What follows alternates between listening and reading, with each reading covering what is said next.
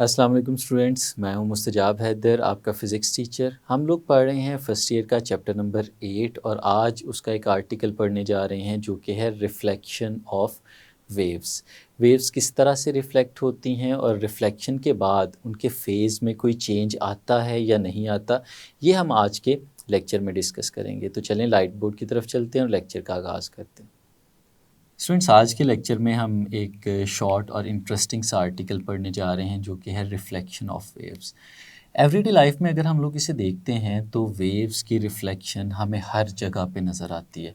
जैसे अगर हम इमेजिन करें साउंड वेव्स को, तो अगर हम किसी भी कमरे में मौजूद हैं, किसी भी जगह पे मौजूद हैं और वहाँ पे साउंड जनरेट करते हैं, तो हम देखते हैं कि साउंड भी वॉल्स के साथ और डिफरेंट ऑब्जेक्ट्स के साथ टकराने के बाद रिफ़्लेक्ट होके वापस आता है या किसी ख़ास स्पेसिफ़िक डायरेक्शन में मूव कर जाता है। इसी तरह अगर हमारे पास वाटर है, वाटर के अंदर भी वेव्स बन रही हैं, कोई पूल है वाटर का और उसके अंदर वेव बनती है, तो उस पूल की जो वॉल्स हैं उससे वो टकरा के वेव्स रिफ़्लेक्ट होती हैं, वापस आती हैं।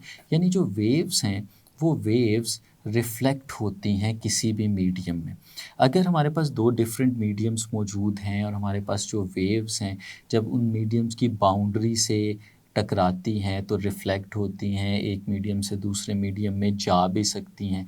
यानी वेव का कुछ हिस्सा रिफ़्लेक्ट होके वापस आ सकता है और कुछ हिस्सा दूसरे मीडियम के अंदर जो है वो ट्रांसमिट हो सकता है, उस तरफ जा सकता है। अब हमें ये सीखना है कि जब वेव एक मीडियम से दूसरे मीडियम में जाती है या रिफ़्लेक्ट होके वापस आती है, तो वो कैसे आती है या कैसे वो ट्रैवल करती है। सबसे पहली चीज़ जो स्टूडेंट्स हमें पता होनी चाहिए वो ये है कि वेव जब भी एक मीडियम से गुज़रते हुए दूसरे मीडियम में जाएगी, तो एक चीज़ हमें याद रखनी है कि वेव की वेलोसिटी जो है वो चेंज हो सकती है। क्योंकि जो वेव है, चाहे वो मैकेनिकल वेव है, वाटर की वेव है या लाइट वेव है, तो वो जो वेव की स्पीड है, उसकी वेलोसिटी है, वो मीडियम पे डिपेंड करती है, मीडियम की प्रॉपर्टीज़ पे डिपेंड करती है। इसलिए जो इंसिडेंट और रिफ्लेक्टेड वेव हमारे पास होती है, उसकी स्पीड मीडियम डिपेंडेंट होती है। ये एमसीक्यूज़ के हवाले से और शॉर्ट क्वेश्चन के हवाले से एक इम्पोर्टेंट पॉइंट है। हम इसे यहाँ पे मेंशन भी कर लेते हैं कि velocity velocity of incident and reflected wave depends upon the properties of the medium। Medium की प्रॉपर्टीज़ पे डिपेंड करती है। लेकिन इसका मतलब ये हुआ कि ये चेंज हो सकती है। अगर वेव का कुछ हिस्सा रिफ्लेक्ट होके वापस आ गया और कुछ ट्रांसमिट होके दूसरे मीडियम में चला गया, तो वो उसकी जो स्पीड है वो चेंज हो सकती है। लेकिन जो चीज़ चेंज नहीं होती, हमें उसका पता होना चाहिए कि वेवलेंथ और फ्रिक्वेंसी रिफ्लेक्टेड और इंसिडेंट वेव की चेंज नहीं होती। तो ये भी स्टूडेंट एक पॉइंट हमें याद रखना है। वेवलेंथ and frequency remain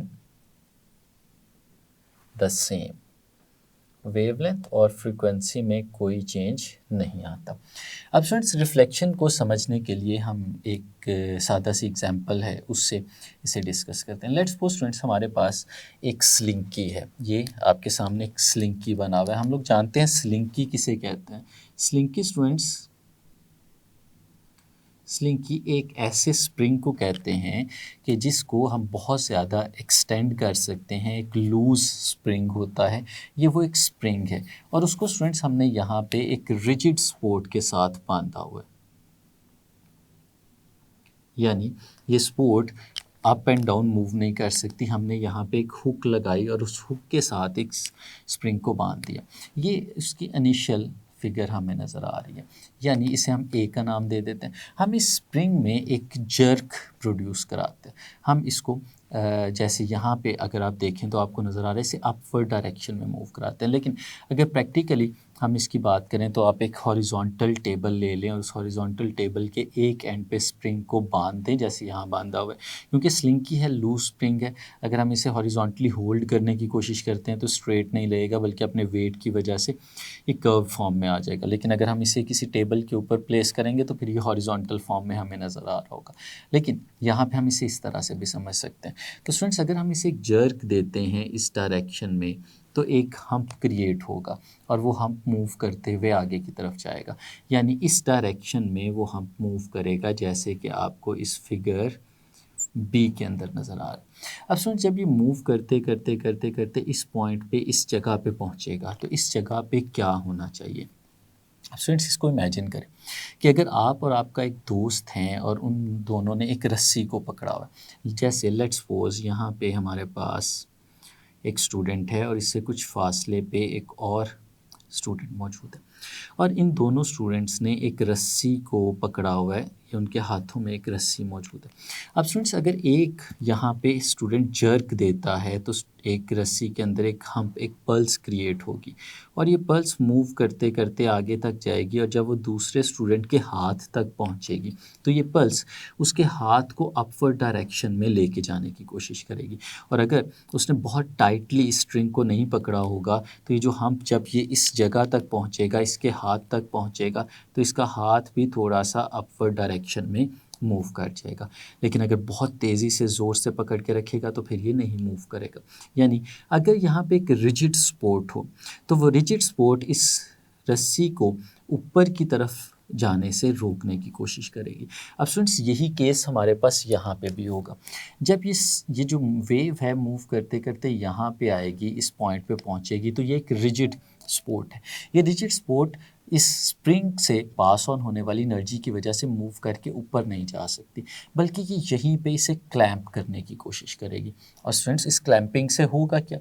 हमें पता है कि न्यूटन के थर्ड लॉ ऑफ मोशन के अकॉर्डिंगली अगर ये एक अपवर्ड डायरेक्शन में इसमें फोर्स लगाने की कोशिश करता है तो उतनी ही फोर्स इसके ऑपोजिट डायरेक्शन में ये रिजिड सपोर्ट भी इस पे लगाएगी। तो क्या होगा स्टूडेंट्स कि ये जो वेव यहाँ पे से ऊपर लेके जाने की कोशिश कर रही थी, से टकराएगी और ये वापस आएगी, और जब ये वापस आएगी स्टूडेंट्स, तो फिर इसमें जो हम्प या एक पल्स जो अपवर्ड डायरेक्शन में क्रिएट हुई थी, जब वो इधर से टकराई है तो टकराने के बाद वो डाउनवर्ड्स डायरेक्शन में वापस आना शुरू हो जाएगी। यानी जब वो इस तरफ आएगी, जिसे हम फिगर सी का नाम दे रहे हैं, तो अगर आपके पास अपवर्ड फॉर्म में पल्स गई थी तो वो डाउनवर्ड्स में वापस आ रही होगी। यानी अगर वो क्रस्ट गया था, हमें पता है मेन पोजीशन से अपवर्ड जो हमारे पास डिस्प्लेसमेंट होता है, हम उसे क्रस्ट के साथ रिप्रेजेंट कर देते हैं। यानी अगर क्रस्ट गया था तो जब वो वापस आएगा हमारे पास तो वो एक ट्रफ की फॉर्म में वापस आ रहा होगा। तो स्टूडेंट्स, ये चीज़ हम यहाँ पे ऑब्जर्व करते हैं कि क्रस्ट जाता है और रिजिड सपोर्ट से टकराता है, और जब वापस आता है तो वो ट्रफ आ रहा होता है। यानी यहाँ से पता क्या चला कि हमारे पास शिफ्ट आ जाता है। और वो कितना शिफ्ट आता है, वो फेज़ शिफ्ट एग्जैक्टली 180 डिग्रीज़ का फेज़ शिफ्ट आता है। यानी 180 डिग्री का फेज़ शिफ्ट आता है। क्रस्ट जाएगा तो टकराने के बाद ट्रफ हमारे पास वापस आ रहा होगा।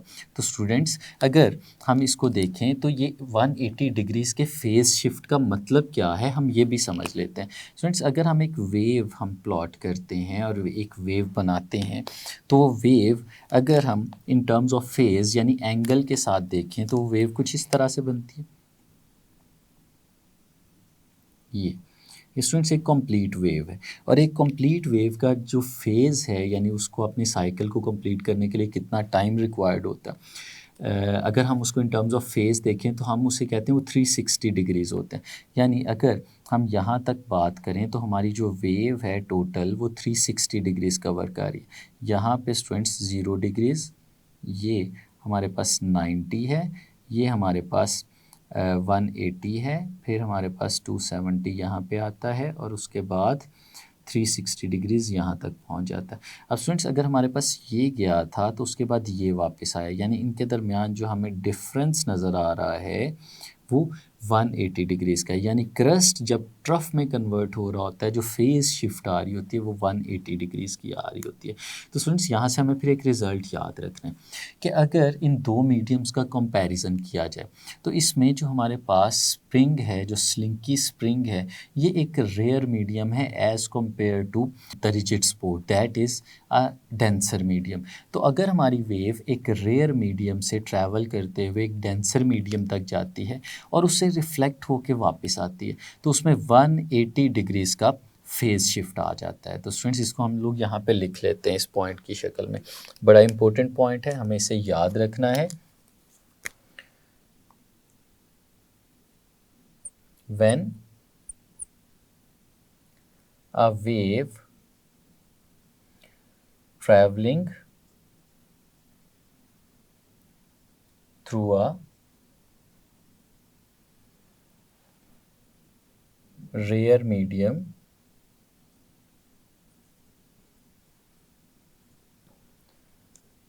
reflects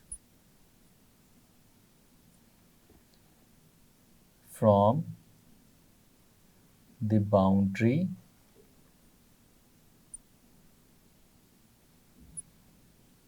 of a denser medium, then it experiences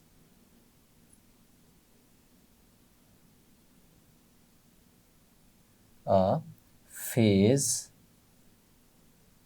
shift of 180 degrees.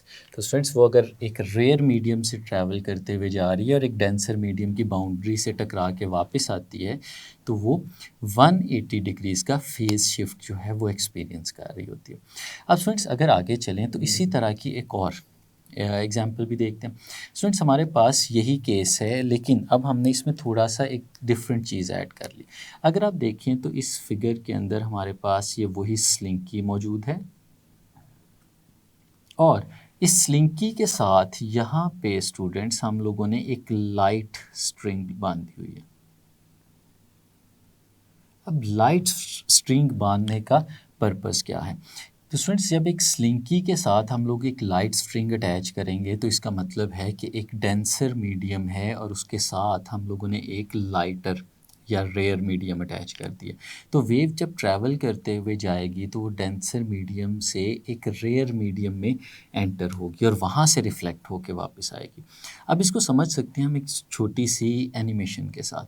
अब इसमें और ऊपर वाले केस में जो बेसिक डिफरेंस है ये इस तरह से है कि जैसे हमारे पास जो स्पोर्ट है दैट इज़ नॉट रिजिड।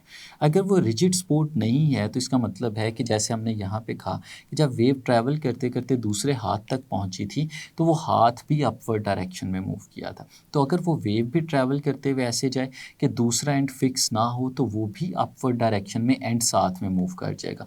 तो यहाँ पे जो बाउंड्री है स्टूडेंट्स वो ये वाली है। तो अगर ये एक वेव ट्रैवल करते हुए इस डायरेक्शन में जाती है तो जब वो बाउंड्री पे पहुंचती है तो वो बाउंड्री को भी अपवर्ड डायरेक्शन में मूव करवा देती है।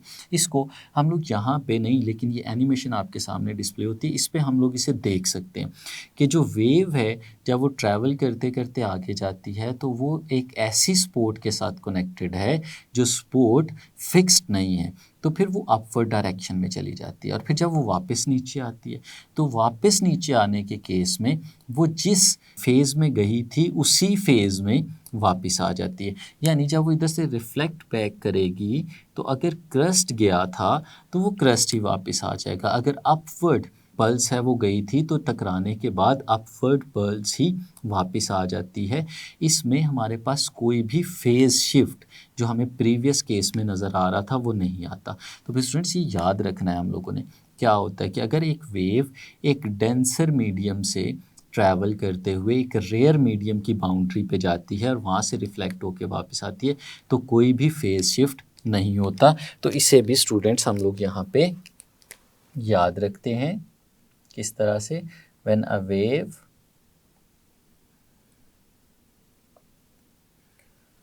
ट्रैवलिंग through a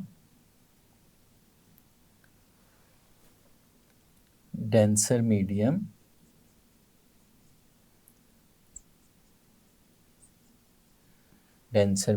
reflects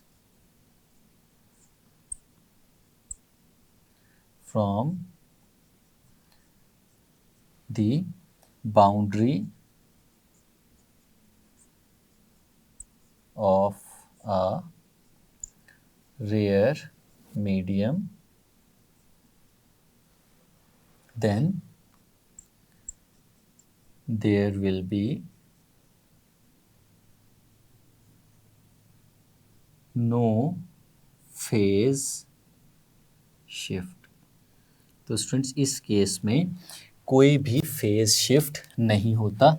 हमारी जो वेव है वो अगर क्रेस्ट गया था तो क्रेस्ट ही वापस आ जाएगा, अगर ट्रफ गया था तो एग्जैक्टली वही ट्रफ वापस आ जाता है। तो ये था स्टूडेंट्स हमारा आज का लेक्चर, जिसमें हम लोगों ने देखा कि वेव जो है वो एक मीडियम से दूसरे मीडियम में जब जाती है तो वो रिफ़्लेक्ट हो जाती है, और उसकी रिफ़्लेक्शन डिपेंड करती है इस पे कि कौन सा मीडियम था जिसमें वेव ट्रैवल कर रही थी, और फिर जब वो रिफ़्लेक्ट बैक हुई है वो कौन सा मीडियम था, यानी वो रेयर था या डेंसर था।